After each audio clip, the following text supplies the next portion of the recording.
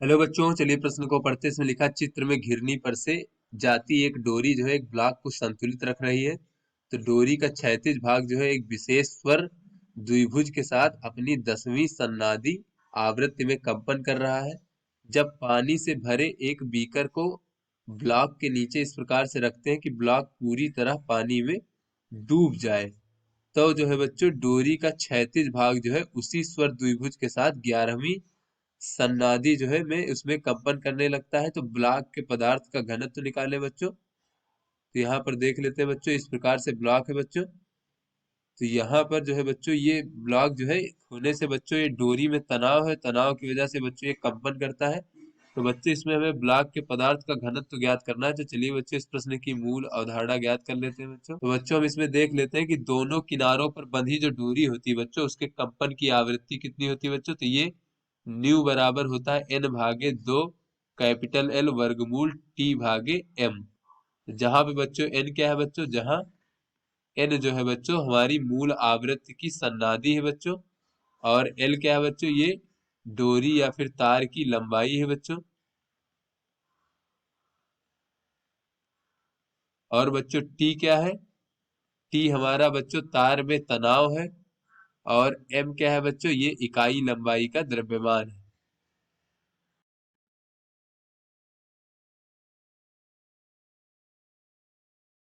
चलिए बच्चों अपने इसमें देख लेते हैं कि ये घनत्व बराबर क्या होता है बच्चों, या फिर ये देख लें कि द्रव्यमान बराबर क्या होता है।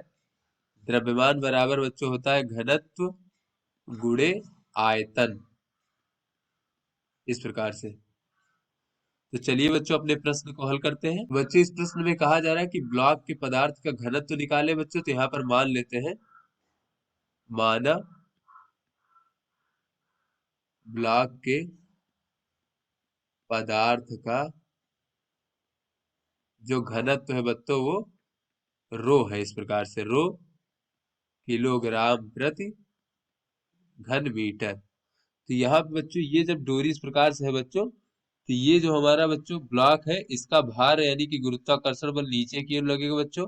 यहाँ पर इसका द्रव्यमान अगर हम कैपिटल एम मान ले बच्चों, तो कैपिटल एम जी नीचे की ओर लगेगा बच्चों। और इस ब्लॉक का जो आयतन है बच्चों उसे हम कैपिटल वी मान लेते हैं। आयतन बराबर कैपिटल वी घन मीटर। तो बच्चों जब ये नीचे की ओर लगेगा तो इसमें जो है एक तनाव ऊपर की ओर बच्चों लगेगा, इस प्रकार से। तो बच्चों जब द्विभुज लाएंगे तब ये जो है कंपन करने लगेगा बच्चों, इस प्रकार से। तो बच्चों यहाँ पर जैसा कि हमने देखा कि कंपन की आवृत्ति जो होती है बच्चों वो होती है n भागे 2l वर्गमूल t भागे m। तो यहाँ पे बच्चों जब पहले ऐसे ही था बच्चों, तो यहाँ पर कंपन की आवृत्ति बच्चों यहाँ पर मान लेते हैं स्वरित्र द्विभुज की आवृत्ति बराबर बच्चों न्यू मान लेते हैं। तो बच्चों जो हमारे स्वरित द्विभुज की आवृत्ति होगी वही कंपन की आवृत्ति होगी बच्चों। तो पहले जो है बच्चों ये कंपन की आवृत्ति जो थी बच्चों ये हमारी 10वीं सन्नादी थी बच्चों, यानी n का मान बच्चों 10 था। तो यहाँ से कह सकते हैं बच्चों 10 भागे 2l और वर्गमूल बच्चों इस समय जो है तनाव का मान बच्चों हम T1 मान लेते हैं, और भागे बच्चों ये हो जाएगा हमारा स्मॉल m। तो यहाँ से बच्चों अगर हम तनाव T1 का मान देखें बच्चों, तो ये हमारी संतुलन की स्थिति में बच्चों, तो इस ब्लॉक पर ऊर्ध्वाधर दिशा में लगने वाले बल समान होंगे बच्चों। तो ये हम T1 अभी तनाव को T1 मान लेते हैं इस प्रकार से बच्चों। तो यहाँ पर बच्चों ब्लॉक पर नीचे की ओर भार लग रहा है, ऊपर की ओर T1 लग रहा है बच्चों।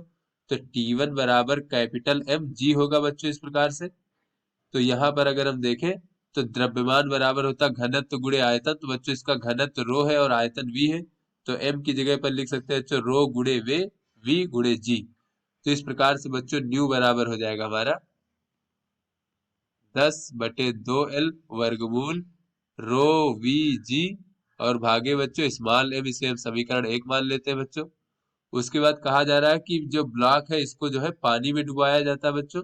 तो देख लेते हैं इसको। तो बच्चों ये जब एक बीकर में इसको हम डुबा देंगे ब्लॉक को इस प्रकार से बच्चों, इस प्रकार से बच्चों जब हम डुबा देंगे तो बच्चों ब्लॉक का गुरुत्वाकर्षण बल अभी बच्चों नीचे की ओर लग रहा है, जिसका मान रो वी जी है बच्चों, इस प्रकार से एफ जी यानी कि रो वी जी। उसके बाद बच्चों ये ऊपर की ओर जो है बच्चों यहाँ पर तनाव, अब इसमें तनाव का मान बच्चों T2 मान लेते हैं इस प्रकार से। वो डोरी में तनाव का मान T2, क्योंकि बच्चों अब जो है बच्चों ये हमारा ऊपर की ओर इस जल के द्वारा जो है बच्चों एक उत्प्लावन बल भी लगेगा बच्चों इस पर बच्चों ऊपर की ओर उत्प्लावन बल F लगेगा इस प्रकार से। और बच्चों यहाँ से अगर हम ब्लॉक के संतुलन के लिए देखें बच्चों तो इस पर नीचे की ओर लग रहा है रो वी जी, और ऊपर की ओर बच्चों एक तो हमारा T2 लग रहा है और एक हमारा उत्प्लावन बल F लग रहा है बच्चों। T2 धन F बराबर रो वी जी, तो बच्चों हो जाएगा हमारा रो वी जी और ऋण का बच्चों F।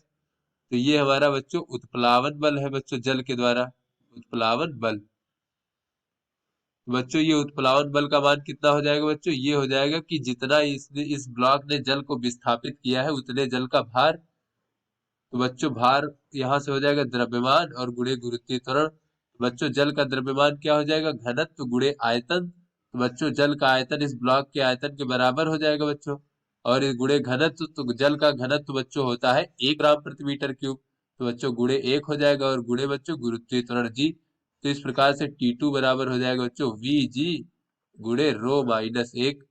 तो यहाँ से बच्चों अब जो है इसकी जो कंपन की आवृत्ति देख लेते हैं बच्चों।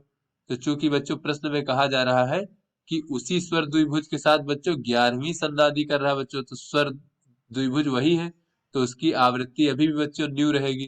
तो बच्चों ये न्यू बराबर अब हो जाएगी 11वीं सन्नादि, यानी n का मान 11/2L, और वर्गमूल बच्चों T2/m।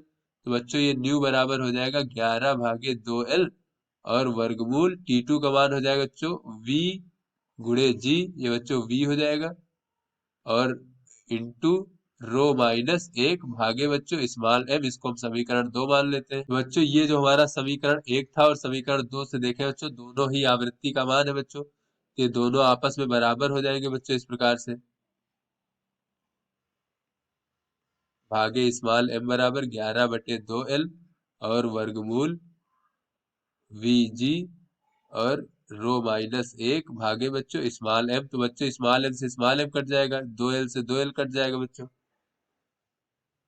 तो यहाँ से अगर हम देखें बच्चों जी कट जाएगा, तो दोनों पक्षों का बच्चों वर्ग कर दे तो 10 का वर्ग हो जाएगा बच्चों हमारा 100, और 11 का वर्ग हो जाएगा 121, और बच्चों यहाँ गुणे में हो जाएगा रो, और बच्चों यहाँ पर गुणे में हो जाएगा रो माइनस 1। यहाँ से बच्चों अगर हम देखें तो बच्चों ये हो जाएगा हमारा 21 रो बराबर, तो रो बराबर हो जाएगा 121/21। तो बच्चों ये हमें प्राप्त हो जाएगा 5.7 ग्राम प्रति घन सेंटीमीटर। तो बच्चों इस प्रकार से ये हमारे ब्लॉक के पदार्थ का घनत्व हो गया। तो आशा करते हैं बच्चों ये आपको समझ में आ गया होगा। धन्यवाद।